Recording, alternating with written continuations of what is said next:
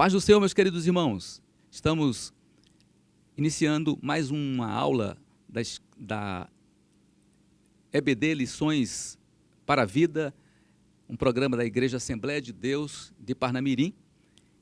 Estaremos, nesta oportunidade, estudando a segunda lição, Quem era Jó? Queremos agradecer, primeiramente, a Deus por esta grande oportunidade. Queremos agradecer ao nosso pastor Elinaldo Renovado de Lima pela confiança, ao superintendente da Escola Dominical, nosso evangelista Assis Irineu, ao irmão Domingos, o superintendente também da EBD, presbítero Domingos, e ao presbítero Renielto, o diretor do DEMID, pelo convite que nos foi franqueado.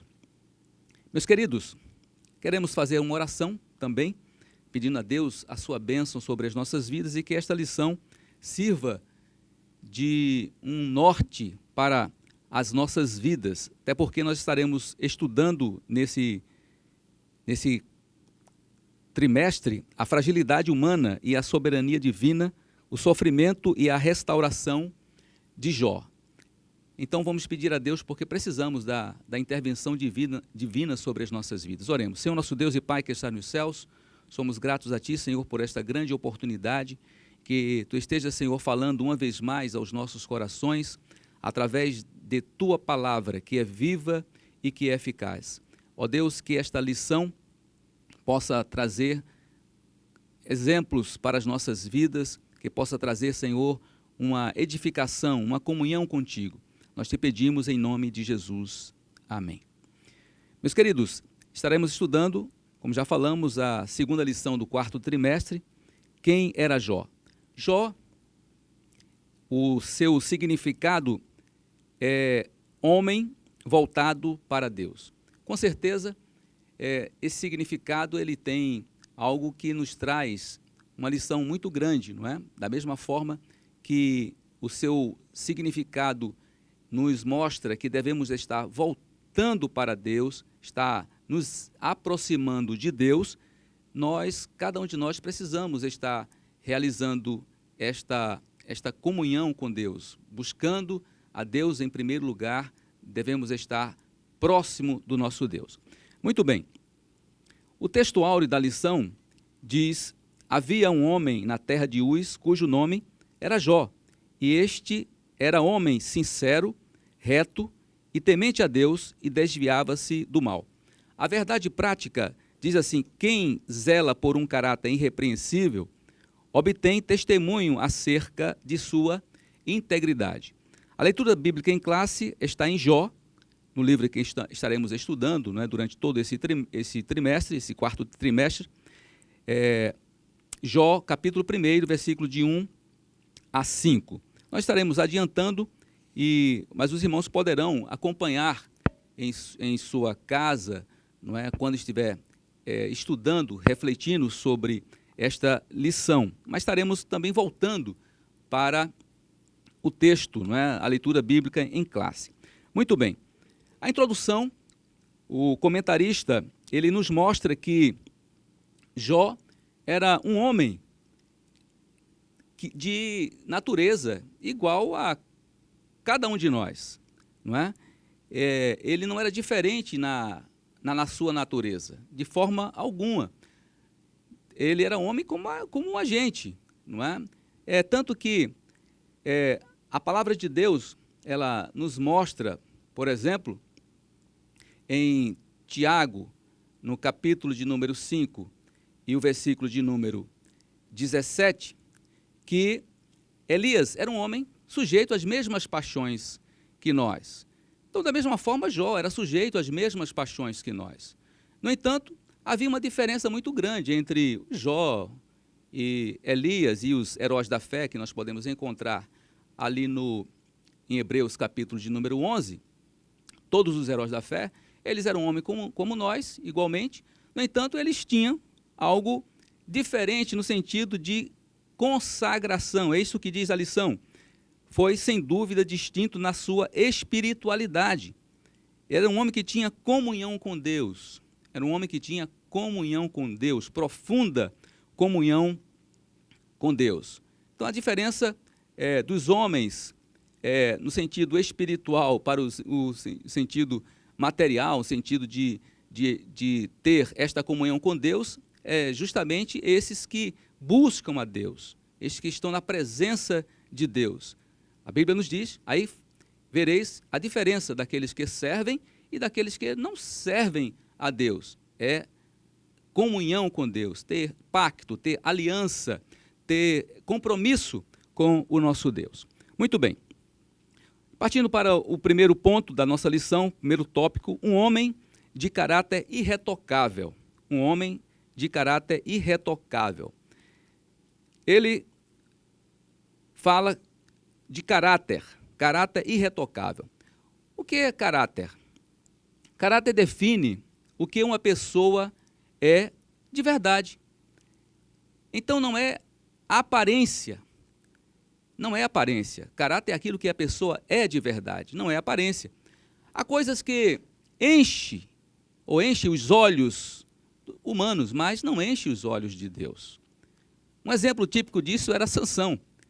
Lá em Juízes capítulo 14, versículo 3, Sansão olha para uma tinamita e diz para os seus pais: toma-me esta, porque ela agrada aos meus olhos. Agradava aos seus olhos, mas não agradava aos olhos de Deus. Da mesma forma, há muitas coisas que são desprezíveis aos olhos humanos, mas enche os olhos de Deus. Um exemplo foi o próprio Davi. Davi, ele foi o último, não é, a ser visto, porque todos os seus irmãos, eles foram apresentados e chamava atenção aos olhos do profeta. No entanto, Deus não vê como vê o homem. O homem vê a aparência, Deus vê o coração, Deus vê o caráter, Deus vê aquilo que está dentro de nós. Muito bem, então caráter é o que nós podemos dizer que é a essência, não é? Somos a essência, caráter é o que nós somos na essência. Caráter é o que somos quando estamos sozinhos. Caráter é o que é quando estamos na frente de um computador. Caráter é quando estamos sozinhos, não é? Diante de determinadas pressões. É muito importante falar desse tema e destacar essa qualidade na vida de Jó, porque isso também serve para as nossas vidas como exemplo, como edificação. Nós temos uma geração, lamentavelmente, uma geração que valoriza muito o carisma e despreza o caráter. Carisma é importante. Carisma, muitas pessoas têm e a gente se sente bem estar perto de pessoas carismáticas, pessoas que têm um temperamento assim, muito transparente, muito alegre, sanguíneo, que nos contagia. No entanto, por trás desse temperamento, desse carisma, deve haver e tem que haver o caráter, não é? Tem que haver essa distinção na vida do ser humano. Podemos fazer a pergunta do exemplo que nós falamos com relação a Sansão. Sansão tinha força, era um homem carismático, ele vivia nos mais diversos ambientes. No entanto, se nós fôssemos perguntar quem era mais forte no sentido espiritual, Sansão ou José? Com certeza, nós diríamos que é José, porque José, diante das situações em que ele passou, ele resistiu às tentações, porque ele tinha caráter. Louvado seja o nome do Senhor. E ainda, o caráter faz toda a diferença. Então, nessa lição, nós estaremos estudando, não é? Que Jó era um homem de caráter irretocável. E ele tinha integridade, é isto que o subtópico da lição nos mostra, o subtópico primeiro da lição. Ele tinha no seu caráter, sua integridade e sinceridade era irretocável. irretocável. É importante que nós possamos falar que Jó se destaca nessa influência, não é? Nesta situação de estar nos mostrando a sua situação com relação ao seu caráter, a sua sinceridade, a sua integralidade. Jó, com certeza, não era um homem sem pecado, mas tinha um caráter irretocável. É importante que nós possamos mostrar que, como na introdução e falamos, que o aspecto no sentido de Jó, no seu caráter, não é? Ele não significa que ele era um homem perfeito.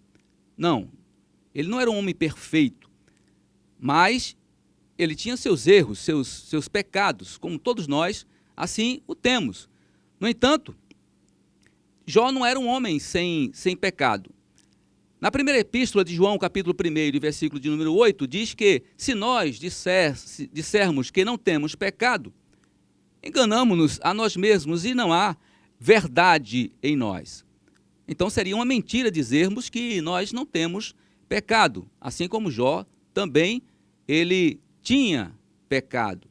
Agora, quais as diferenças que nós podemos dizer quem é de Deus e quem não é de Deus? Ora, a questão é que quem é de Deus não vive na prática do pecado. Ele pode pecar, ele ainda peca, mas não vive na prática do pecado. Ele não brinca com o pecado como fez Sansão, ele não planeja o pecado. Então, e nem tampouco ele tem pecadinho de estimação. Já o ímpio não, é totalmente diferente, não é? Ele tem esse prazer em pecar. A Bíblia diz que bem-aventurado o varão que não anda segundo o conselho dos ímpios, nem se detém no caminho dos pecadores, antes tem o seu prazer na lei do Senhor e na sua lei medita de dia e de noite, ou seja, é uma diferença daqueles que servem e daqueles que não servem a Deus. A Bíblia também nos diz em 1 de João, capítulo 3, versículo 6, qualquer que permanece nele não peca. Qualquer que peca não o viu, nem o conheceu. Quem é nascido de Deus não vive na prática do pecado. Ou seja, já perdeu o gosto por pecar. E isso aí é muito importante e uma grande lição para cada um de nós. Ainda no subtópico primeiro, naquilo que nos mostra aqui o que é verdadeiro. Jó vivia uma vida de verdade. Aqui, tanto no grego como no hebraico, tem os seus significados, mas nós queremos, de forma prática, objetiva, dizer que Jó, ele vivia uma vida verdadeira. A mentira, ela nos escraviza, mas a verdade, ela nos liberta. É isto que diz a palavra de Deus em João, capítulo de número 8, versículo 32, e conhecereis a verdade, e a verdade vos libertará. E Jesus ainda mesmo disse em João, capítulo de número 14, versículo de número 6, eu sou o caminho. Eu sou o caminho, não um caminho, mas há uma diferença muito grande, é artigo definido, eu sou o caminho, não é um caminho indefinido. A verdade e a vida, e ninguém vem ao Pai senão por mim. Por quê? Porque diz Provérbios, no capítulo 18 e 24, que há caminhos que para o homem parece ser direito, mas o fim deles é caminhos de morte, não é? E Jesus ainda disse na oração sacerdotal, olha, o Pai disse, Pai, santifica-os, na verdade, a tua palavra é a verdade. Por isso Deus, ele é criador. No entanto, o diabo, ele é imitador. Ou seja, lá em João 8:44, ele é o pai da mentira. A única coisa que ele cria, não é a mentira. Mas nós, servos de Deus, devemos andar na verdade, pois a verdade, ela nos liberta, louvado seja o nome do Senhor. Ainda no subtópico primeiro, diz a palavra de Deus, não é, que Jó era sincero. Podemos ver que Jó era um homem sincero. Jó 1:1. Ou seja, nas intenções, nas afeições, ele era um homem diligente nos esforços para cumprir seus deveres para com Deus e os homens. Duas questões aqui para que nós possamos avançar. Primeiro, concernente à questão da sinceridade, há pessoas que escondem atrás da fala, mesmo sendo verdade, algumas coisas que vai matar as pessoas. Nós temos que ter sinceridade naquilo que nós falamos, não é? No entanto, a palavra de Deus nos diz em Provérbios 18:21, a morte e a vida estão no poder da língua. Então, mesmo que sejamos sinceros, nós precisamos ter o momento certo de estar falando a verdade com muito carinho, com muito amor, para que aquelas pessoas que estejam nos ouvindo não sejam mortas no sentido espiritual. Muito bem. Jesus citou em Mateus, capítulo de número 15, versículo de número 8, que este povo, ele me honra apenas com palavras, com os lábios. No entanto, o coração daquele povo estava longe. Ele citou Isaías 29:13.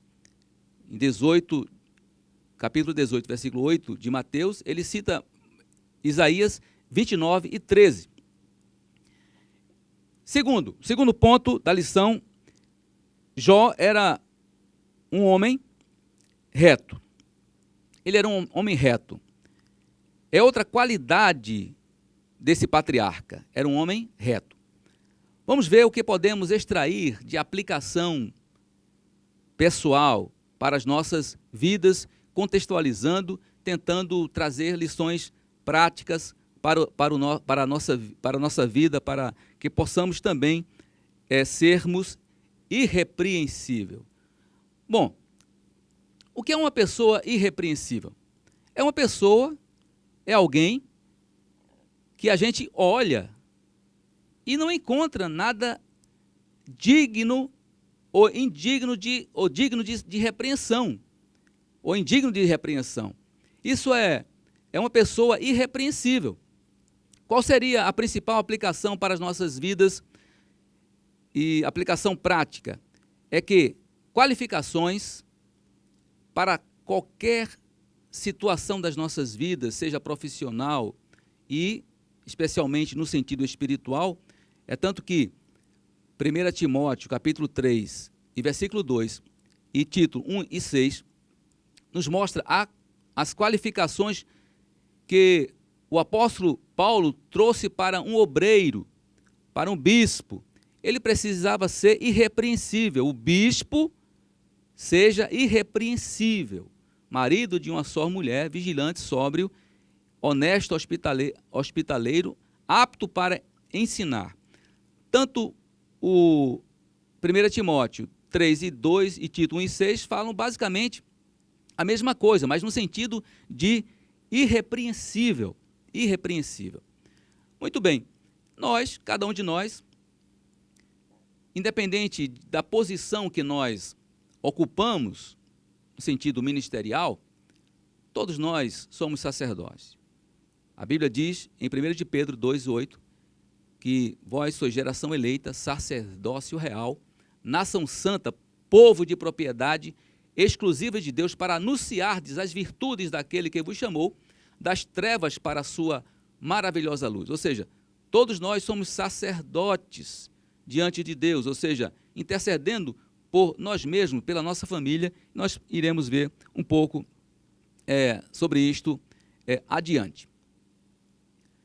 Justamente por isto que precisamos estar estudando esta situação de sermos irrepreensíveis. Alguém que olha e encontra determinada situação, mas ela não se envolve com aquela situação porque sabe que vai trazer danos terríveis para a sua vida. Então, tem que se tratar a respeito do bom testemunho. Ele tem que dar bom testemunho. Não somente dentro de quatro paredes, dentro da igreja. Não, ele tem que dar testemunho aonde quer que ele ande. Dando bom testemunho dentro da igreja, fora da igreja, na praça, em qualquer lugar que ele esteja, isto está valendo, não é? Dando bom testemunho, sendo irrepreensível. Muito bem, iremos agora partir para o terceiro subtópico, temente a Deus e desviava-se do mal. Temente a Deus e desviava-se do mal. Aqui tem um ponto muito importante, porque algumas pessoas não entendem o que significa temer a Deus. Temer a Deus não significa ter medo de Deus. Nós, pais, não queremos de forma alguma que os nossos filhos tenham medo de nós. Isso seria terrível, não é? Um filho ter medo do pai. Não, mas que estime os seus pais, que ame os seus pais, que obedeçam os seus pais. Da mesma forma, Deus, ele não quer que tenhamos medo dele, não é? Ele quer que nós obedeçamos. Significa, então, temer a Deus é obedecer a Deus. Jó era alguém que obedecia a Deus. Jó era obediente a Deus. E a Bíblia nos mostra, em Provérbios 3 e 7, que além de temer a Deus, ou seja, obedecer a Deus, ele se apartava do mal. Ele colocava o mal, né, à sua distância. Ele mantinha o mal sempre distante dele. Não querer, de alguma forma, auto se tentar, não é? Não, a gente tem que se desviar do mal, não é enfrentar. E somos fracos, somos falhos, e querendo tentar, não é, enfrentar o mal, podemos, de alguma forma, sucumbir. Então, a gente não devemos tentar, mas se afastar, se distanciar do mal. Provérbios, no capítulo 3 e versículo 7, fala justamente isso, né? Temer ao Senhor e apartar-se do mal. Então, para um fácil assim, entendimento, para um fácil entendimento do que é temer a Deus, nós devemos amar a Deus e amar aquilo que Deus ama. E aborrecer, afastar-nos do mal, afastar-nos do mal e abominar aquilo que Deus abomina. Isto é um coração que teme a Deus com muita sinceridade. O Senhor, ele nos ajuda quando nós oramos a Ele e pedimos: Senhor, nos afasta do mal. Não é uma oração que devemos fazer com sinceridade e deveríamos sempre estar fazendo com muita sinceridade. Senhor, me ajuda a me afastar do mal, porque é o que está escrito, não é? Orando a palavra, escrito na palavra de Deus em Provérbios 3 e 7. Bom, temer a Deus é afastar-se do mal, já falamos, né? É aborrecer, é odiar o mal. É amar a Deus e desprezar aquilo que Deus despreza, abominar aquilo que Deus abomina. Qual a referência que deixa isso muito claro? Provérbios 8 e 13. Então, essa referência, para nós concluirmos esse primeiro tópico, né? Esse primeiro tópico, no total, um homem de caráter irretocável, Provérbios capítulo 8, versículo de número 13, que diz assim, essa referência, ela nos mostra, resume esse tópico, não é? Então, que diz em Provérbios 3, 8 e 13, que temer a Deus é aborrecer o mal, é odiar o mal. Resumindo, na parte A deste versículo. Podemos então avançar um pouco mais. O tema, o subtema, não é? 2, um homem sábio e próspero. É o segundo tópico, não é? Um homem sábio e próspero. Falar sobre sabedoria e sobre prosperidade, principalmente nesses pontos, não é? Ou subtópicos 1, 2 e 3 da lição. O primeiro deles é um conselheiro sábio. Um conselheiro sábio. Qual a primeira questão aqui, então? Na lição, o comentarista mostra que há pessoas ricas que nem são sábias, nem tampouco prósperas. O tópico anterior que nós acabamos de estudar fala a respeito de temer a Deus. E a Bíblia, a palavra de Deus, diz que o temor do Senhor é o princípio da sabedoria. Então, alguém que é preparado, é estudado, formado, informado, se ele não teme a Deus, se ele não obedece a Deus, ele não começou a ser sábio ainda. Jó, no entanto, era um homem conselheiro sábio, um homem sábio e próspero. Por quê? Porque estudamos anteriormente, dizendo, o tópico primeiro fala sobre a respeito da sabedoria. O temor do Senhor é o princípio da sabedoria.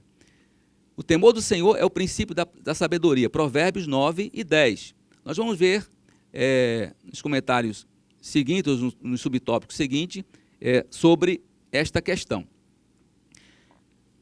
Nós já falamos que o comentarista fala que há pessoas ricas que nem são sábias, nem tampouco prósperas.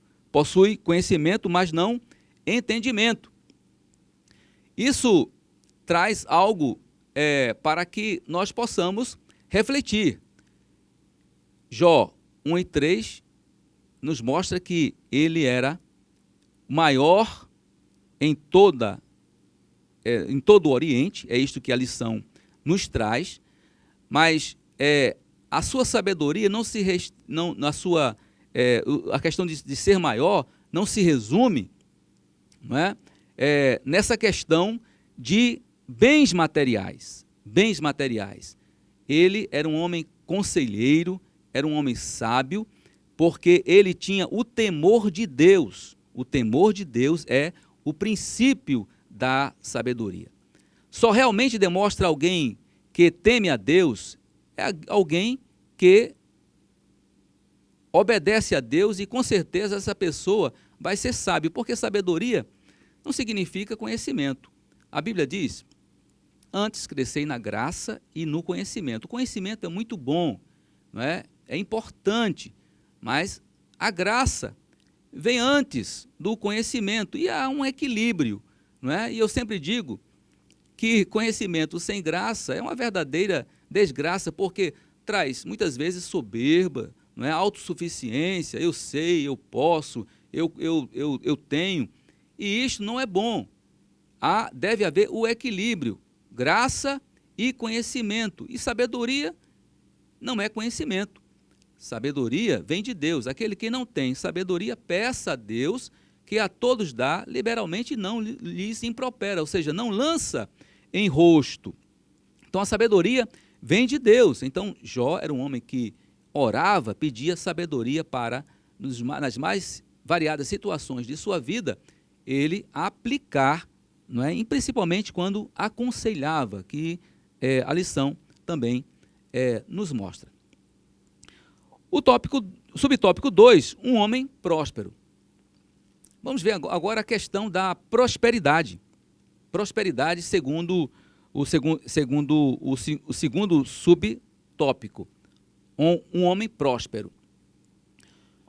Ele era um homem de Uz do Caldeus, mas, sobretudo, ele era próspero. A questão da prosperidade não significa que a pessoa, pelo fato de ser próspera, porque Deus ouve, e a pessoa, pelo fato de ser uma pessoa que não tenha tanta prosperidade, ou uma pessoa pobre, que Deus não ouve. A questão não é esta, nós não podemos de forma alguma julgar. A questão material, ele é uma pessoa próspera, Deus está com ele. A pessoa que não tem tantas condições assim, Deus não está com ele. Isso não é verdade. A Bíblia não nos mostra desta forma. Nós não temos respaldo bíblico em dizer que a pessoa é pobre porque é uma pessoa que está em pecado. A pessoa está doente porque está em pecado. Ao longo desse trimestre nós estaremos estudando alguma coisa a esse respeito. No entanto, a Bíblia, ela nos mostra, não é, que nós não podemos, de forma alguma, ter esta idolatria às coisas, aos bens materiais. Quando isso se tem na vida uma importância, a gente dá mais importância aos bens materiais do que às coisas espirituais, isso torna-se um Deus nas nossas vidas, ou seja, é algo que nós começamos a idolatrar. O pecado não é riqueza, não é? O pecado não é riqueza, mas é a pessoa ser tomada pela riqueza, ou pela prosperidade, ou pelos bens materiais, ou pelo dinheiro. Isto vai se tornar uma idolatria, como nós acabamos de falar. E a Bíblia nos mostra que ninguém pode servir a dois senhores, não é? É isto que diz Mateus 6:24. Ninguém pode servir a dois senhores, porque há de odiar um e amar o outro, ou se dedicará a um e desprezará o outro. Não podemos servir a Deus e a Mamon, ao dinheiro, não é? As coisas materiais. Não. A questão não é possuir riquezas, mas as riquezas possuir o coração do ser humano. Riqueza não é problema. Problema é a riqueza possuir a pessoa. Dinheiro não é problema. Problema é o dinheiro possuir o coração do ser humano. Dinheiro não é a raiz de todos os males. A Bíblia diz que o amor ao dinheiro é a raiz de todos os males. É tanto que Mateus 6:21 nos mostra que onde estiver o vosso tesouro, aí estará também o vosso coração. Então estamos estudando o exemplo de alguém rico. Jó era muito rico, muito próspero. No entanto, ele não tinha o seu coração nas coisas materiais. Não tinha o seu coração na sua riqueza. E ele demonstra isto claramente. O item 2, o subtópico 2 do segundo tópico, diz, não é, nos mostra que ele tinha filhos, ele tinha uma família ideal, tinha filhos, tinha filhas, tinha bois, tinha jumentos, enfim, era um homem muito próspero, muito próspero. Então, ele tinha todas essas coisas que você pode aqui refletir e ler, e é o que diz também, não é, no capítulo 1, versículo de número 3, que ele tinha tudo isso, mas o seu coração de Jó estava em Deus. Estava em Deus. Ele claramente demonstrou isto, que ele era rico, mas não tinha essa devoção pela riqueza, pela glória material, não é? A pessoa que tem os bens materiais deve estar glorificando a Deus com os seus bens materiais, porque dele, por ele, para ele são todas as coisas, eternamente e para sempre. É isso que diz a palavra de Deus. Então, se tivermos os bens materiais, isso deve ser para a glória de Deus. Por quê? Porque nós somos meros mordomos. Não é? Ninguém é dono de nada, até porque ninguém vai levar absolutamente nada. Somos apenas mordomos, não é? Deus tem nos dado para cuidar e para que possamos estar colocando tudo isto para a glória de Deus, para ser um canal de bênção na vida das pessoas. Não vale a pena colocar o coração nestas coisas. Então, na verdade, o que nós somos? Nós somos mordomos, não é? Somos simples mordomos e devemos estar administrando aquilo que Deus tem nos dado. Onde está a base da verdadeira riqueza? Quem realmente é rico? Provérbios 10 e 22 diz que, assim, a bênção do Senhor enriquece. Eu sempre gosto de repetir esse versículo: a bênção do Senhor enriquece e não acrescenta dores. Não acrescenta dores. O texto está dizendo que ter a bênção de Deus é a base da verdadeira riqueza. A bênção de Deus é a base da verdadeira riqueza. Vamos adiantar mais um pouquinho. O terceiro subtópico do tópico 2, nós vamos ver uma prosperidade baseada no ser. Baseada no ser. Aqui nós temos a seguinte lição, né, prática para as nossas vidas. Jó, ele tinha uma bela família, uma família harmoniosa, ele era um homem de negócios, tinha tudo no seu devido lugar. Sobretudo, Deus, ele é que deve estar presente nas nossas vidas, no nosso ser, em primeiro lugar.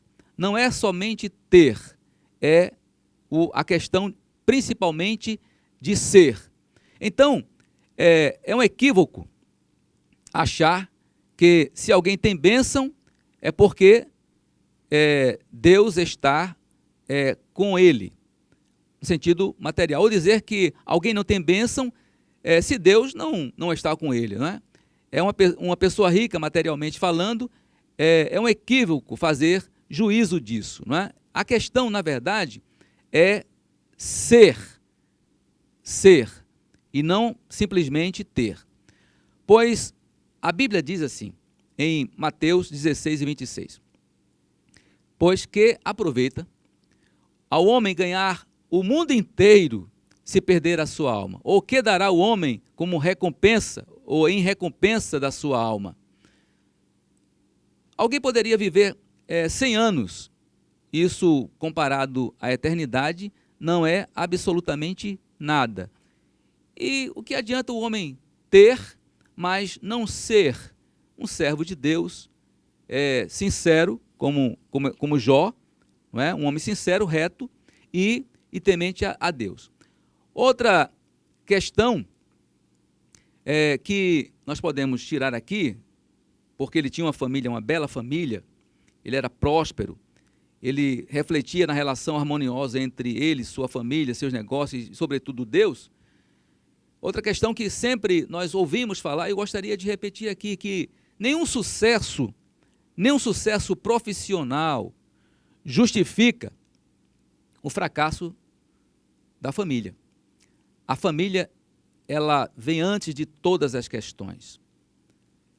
No Salmo 128, que nós sempre dizemos que é o Salmo da família, na sua epígrafe, não é? Logo no início ali, diz que temer a Deus, Salmo, ele é chamado o Salmo da família, diz que temos que colocar da seguinte forma: aquele que teme a Deus, em primeiro lugar, é temer a Deus. Deus nos abençoará e abençoará toda a nossa família, nossa esposa e filhos, depois que nós tememos a Deus, ou seja, obedecemos a Deus. Se nós queremos a bênção de Deus sobre as nossas vidas e sobre a nossa família, devemos temer a Deus, devemos obedecer a Ele. É tanto que Mateus 6:33, diz que em primeiro lugar, nós devemos o quê? Buscar a Deus. Buscar a Deus em primeiro lugar.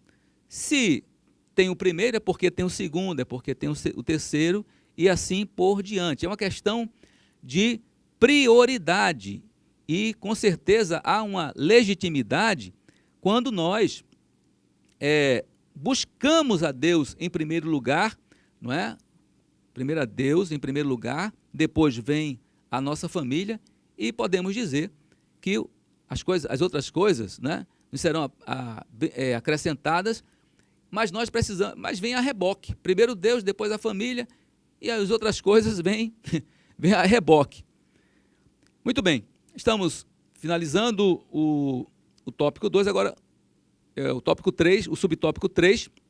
Vamos agora passar para o tópico 3, um homem de profunda piedade pessoal. Um homem de profunda piedade pessoal. Temos 3 subtópicos: um homem dedicado à família, um homem de moral e piedade e um homem de vida consagrada.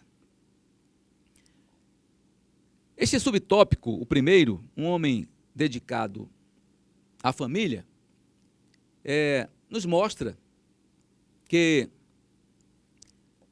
nós podemos citar aquilo que nós falamos anteriormente, não é? Que Jó, ele intercedia pelos seus filhos, ele buscava a Deus, e era, na verdade, o sacerdote. Ele tinha essa função de sacerdote. Nós falamos, não é, que todos nós somos sacerdotes, não é? Vós sois geração eleita, sacerdócio real, nação santa, povo de propriedade exclusiva de Deus, para anunciar das virtudes daquele que vos chamou das trevas para a sua maravilhosa luz. Todos nós somos sacerdotes. O que significa sacerdote? Sacerdote significa aquele que era o intermediário entre o povo e Deus. Ele intercedia a Deus pelo povo, diferentemente de profeta. Profeta, ele é o intermediário entre Deus e o povo, recebia a mensagem de Deus e falava para o povo. Então, Jó, ele já tinha esta função, não é, de interceder pelos seus filhos.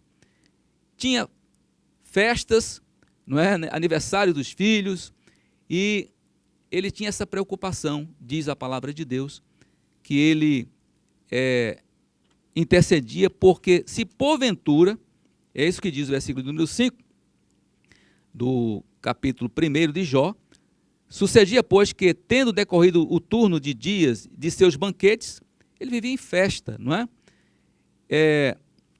Mas ele santificava e se levantava de madrugada e oferecia holocaustos, segundo o número de todos eles, porque, dizia Jó, porventura pecaram meus filhos e blasfemaram de Deus no seu coração, assim o fazia Jó continuamente. Ou seja, ele tinha essa preocupação de estar pedindo a Deus que perdoasse, porventura, os seus filhos tivessem pecado, não é? Então, assim, e essas festas, segundo o comentarista, não significa que era algo dissoluta, né? Algo que eles estavam ali pecando, não. Era um momento de confraternização, aquilo que diz o Salmo 128, a esposa e os filhos ao lado, ou seja, ele estava cumprindo aquilo que a palavra de Deus nos mostra e nos revela. E nós podemos citar Josué 24:15, não é? Quando ele diz assim, eu e minha casa serviremos ao Senhor. Jó, ele tinha essa liderança como pai, intercedia pelos seus filhos, e ele tinha essa responsabilidade. Algumas pessoas, infelizmente, querem ter autoridade, mas não querem responsabilidade. Ora, na nossa casa, na nossa família, os pais, o pai, a mãe, não é? Ele tem que ter a autoridade e a responsabilidade. Quem deve criar os filhos, quem deve educar os filhos, quem deve ensinar aos filhos, ensina a criança o caminho. Não né, ensina a criança no caminho, melhor dizendo, né? No caminho onde ensina a criança no caminho onde deve andar. Não é o caminho, não é olha ali o caminho, ande por ele, não. É no caminho, ensinando ali diariamente a orar, a buscar a Deus, a respeitar as pessoas, a ser educada. Há muitas pessoas que querem terceirizar a criação dos filhos. Não pode, não é? Devemos ensinar aos nossos filhos. Os pais têm essa responsabilidade. Quer ter autoridade, mas não quer ter a responsabilidade. Ou seja, que muitas vezes quer terceirizar a criação dos seus filhos para a escola, outros querem terceirizar a criação dos filhos para a igreja. Não, os pais têm esta responsabilidade. Então, Jó, ele tinha esta responsabilidade. Muito bem. Nós vamos passar agora para o subtópico 3 subtópico 2 do tópico 3. Um homem de moral e piedade. Esse tópico, um homem de moral e piedade, mostra que Jó, ele tinha uma forte e sólida moralidade e espiritualidade. Isso é muito importante. Moral é um conjunto de valores individuais, coletivos, que nos norteiam para vivermos em sociedade. Isso é moral. E a piedade é a compaixão.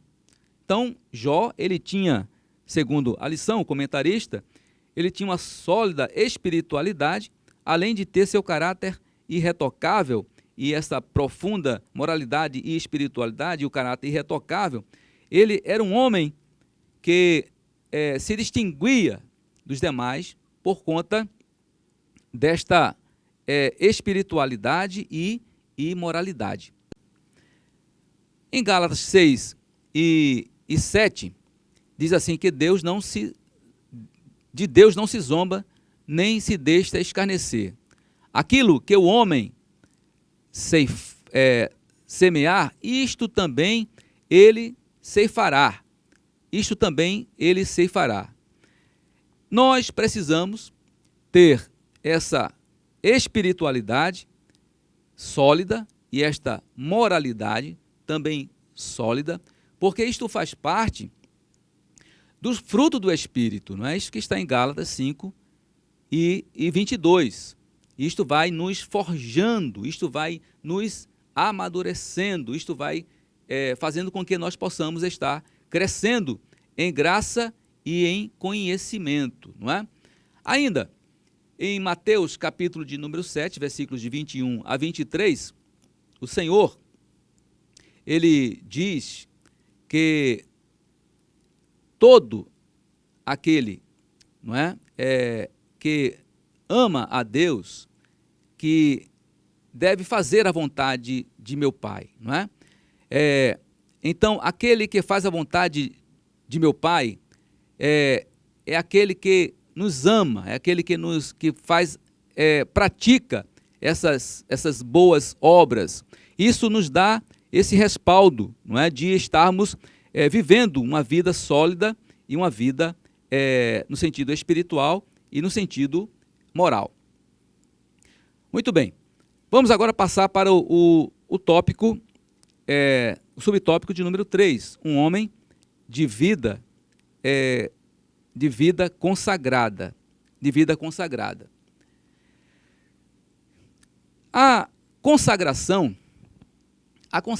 ela faz parte da santificação. Vou repetir. A consagração faz parte da santificação. A piedade de Jó,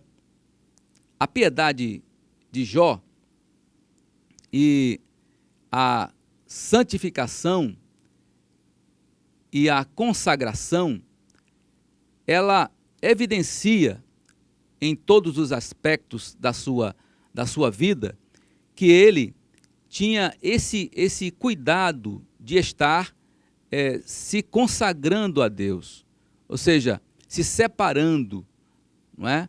É o que a palavra de Deus ela nos mostra, é algo muito sério, não é? Mas se alguém não tem cuidado dos seus e principalmente da sua família, negou a fé e é pior do que os infiéis.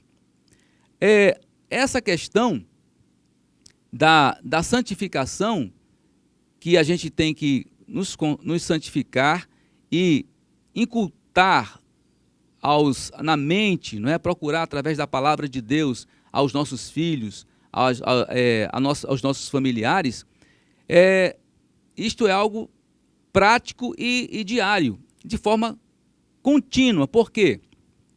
Porque a santificação, ela não é algo instantâneo. A justificação é instantânea, mas a santificação é um processo. É um processo. Diz a palavra de Deus o seguinte: segui a paz com todos e a santificação, sem a qual ninguém verá o Senhor. Agora, santo, ele é separado. Ele não é perfeito, não é? Ele não é perfeito.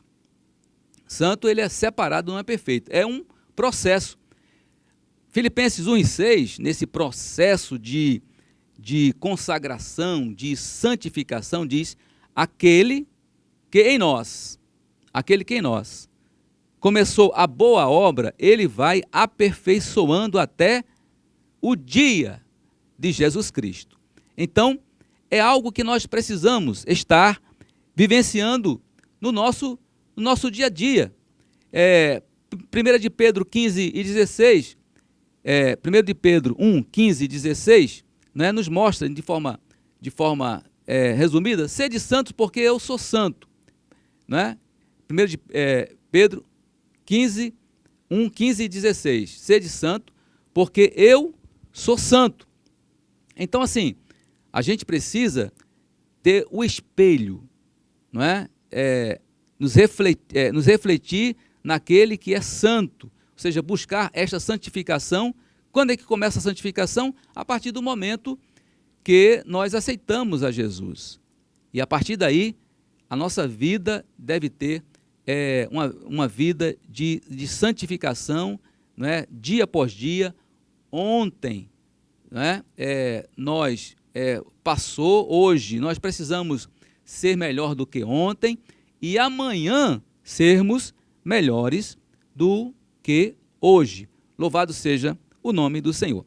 Então, queridos, de uma forma bem assim, tentei trazer de uma forma bem prática, objetiva, dentro das minhas limitações, esta segunda lição: quem era Jó, e creio que Deus, ele, através do seu Espírito, ele tem falado aos nossos corações, e aquilo que com certeza não tive condições, através das nossas limitações, em repassar, o Espírito Santo possa estar repassando e convencendo e edificando os vossos corações. Apenas a conclusão que diz assim esse segundo parágrafo: é possível que alguém seja rico, mas que não possua caráter algum. Da mesma forma, é possível que alguém possua valores morais, sem contudo esboçar piedade alguma. Todavia, ninguém terá um caráter irretocável. Não apenas fragmentos éticos morais, prosperidade, não apenas posses, piedade, não apenas religiosidade, senão conhecer a Deus na intimidade. Jó era assim, íntegro, reto, temente a Deus e se desviava do mal. Que possamos colocar em nossas vidas o exemplo de Jó, através da sinceridade, através de sermos íntegros, de sermos retos, temente a Deus e nos desviar do mal. Em nome de Jesus eu agradeço. Vamos orar então, pedir a Deus a bênção sobre as nossas vidas. Senhor nosso Deus e Pai que está nos céus, Somos gratos a Ti, Senhor, por mais esta lição que Tu tens, ó Deus, nos abençoado, Senhor, através de Tua palavra e dessas instruções que possamos colocar em nossas vidas de uma forma prática, ó Deus amado, para que possamos, ó Deus, sermos mais firmes, estarmos mais firmes e constantes na Tua presença, sabendo que o nosso servir, o nosso estar, o nosso consagrar, o nosso temer, enfim, aquilo que fazemos para Ti, Senhor amado, volta para nós de uma forma bênção, como diz a Tua palavra, e nós falamos em que a Tua bênção enriquece e não acrescenta dores. É em nome de Jesus que Te pedimos e desde já Te agradecemos. Que Deus abençoe a todos em nome de Jesus e que continue ouvindo a palavra de Deus, e no próximo domingo teremos mais uma lição aqui na EBD Lições para a Vida. Que Deus abençoe a todos em nome de Jesus.